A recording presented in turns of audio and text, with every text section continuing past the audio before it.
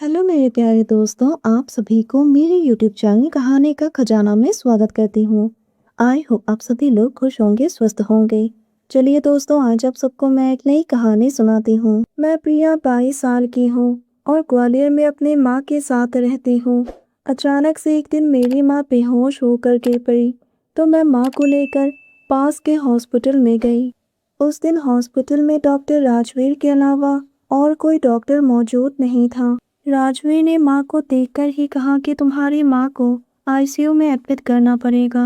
मैं बहुत घबरा गई थी। मैंने डॉक्टर के सामने हाथ जोड़कर कहा, सर कुछ भी कीजिए, लेकिन मेरी माँ को ठीक कर दीजिए। डॉक्टर राजवीर ने कहा कि मैं तुम्हारी माँ को ठीक तो कर दूंगा, लेकिन तुम्हें भी मेरे लिए कुछ करना होगा। तुम्हारे लिए एक ऑफर है। तुम्हें कुछ महीनों के लिए मेरी पत्नी बनने का नाटक करना पड़ेगा। अगर मंजूर है तो कहो। मैंने कहा, सर आप माँ का इलाज कीजिए, मैं वही करूँगी जो आप कहोगे। दोस्तों, चैनल पर पहली बार आए हैं तो इस वीडियो को लाइक शेयर और सब्सक्राइब करें और एक प्यारा सा कमेंट ज़रूर कर दें। राजवीर ने माँ का इलाज किया और सुबह तक माँ थोड़ी बेहतर हो गई। मैं माँ को देखकर डॉक्टर राजवीर के साथ उनके घर आ गई। राजवीर ने मुझे एक साड़ी निकाल कर दी और कहा कि इसे पहन लो और सबके सामने मेरी पत्नी बनने का नाटक करना, तुम्हें इसके पैसे मिल जाएंगे। मैंने कोई जवाब नहीं दिया और साड़ी पहन ली, मांग में सिंदूर, हाथों में लाल चूड़ियाँ। मैं किसी दुल्हन की तरह लग रही थी। शाम को घर में पार्टी थी। राजवीर ने सबके सामने कहा कि ये मेरी पत्नी है। काम में बिजी था, इसीलिए पार्टी देने में थोड़ी देर हो गई। मैंने भी सबसे अच्छी तरह से बात की। पार्टी में सभी लोग मेरी खूबसूरती की बहुत तारीफ कर रहे थे और मैं सब सुन रही थी। पार्टी खत्म होने के बाद मैंने राजवीर से पूछा, सर अगर आप बुरा न मानो तो मैं आपसे कुछ पूछना चाहती हूँ। राजवीर ने कहा, यही कि मैंने तुम्हें अपनी पत्नी क्यों बनाया। मैंने कहा, हाँ सर, मैं जानना चाहती हूँ।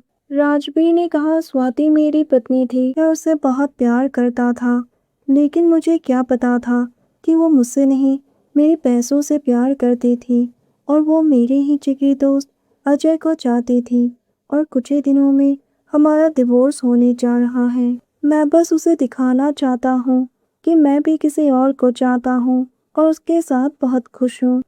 जब तक मेरा और स्वाति का डिवोर्स नहीं हो जाता है, तब तक तुम्हें ये पत्नी बनने का नाटक करना पड़ेगा। उसके बाद तुम अपने रास्ते और मैं अपने रास्ते।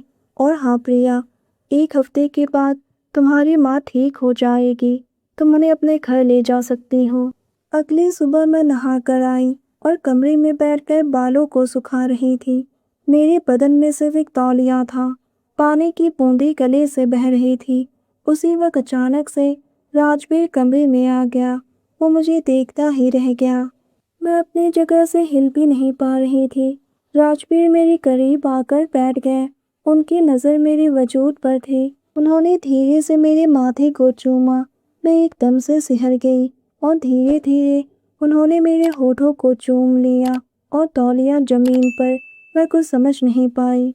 ना वो कुछ कह रहे थे और ना मैं कुछ। मैं उनका स्पर्श अपनी धड़कनों पर महसूस कर रही थी। फिर धीरे धीरे वो आगे बढ़ गए। मुझे एक अलग तरह की खुशी मिल रही थी। मेरी नाखून राजवीर के पीठ को खरोच रही थी। मैं सिसक रही थी। करीब 1 घंटे के बाद जाकर वो शांत हो गए। राजवीर ने कहा, तुम्हें इसके पैसे मिल जाएंगे।